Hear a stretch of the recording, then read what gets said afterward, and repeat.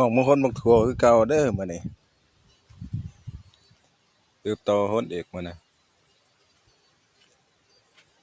ชีวิต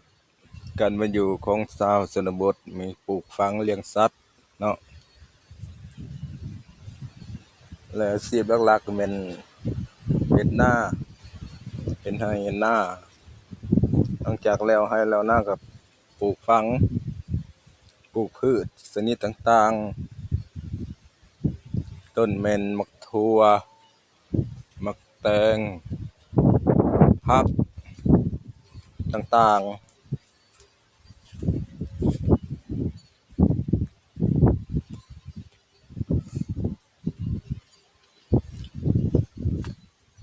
ลมก็หนาวมื้อนี้ลมมื้อนี้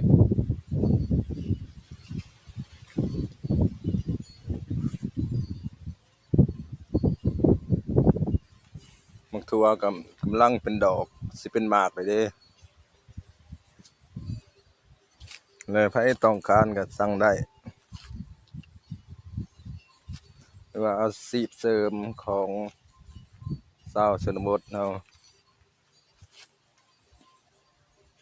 ทุกๆครอบครัวเนาะแล้วไร่แล้วนาปลูกฝัง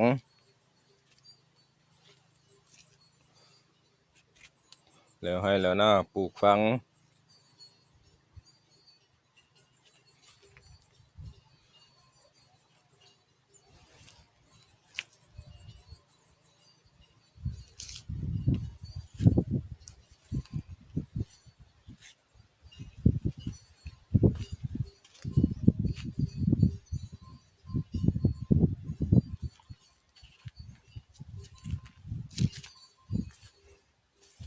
กำลังเป็นดอก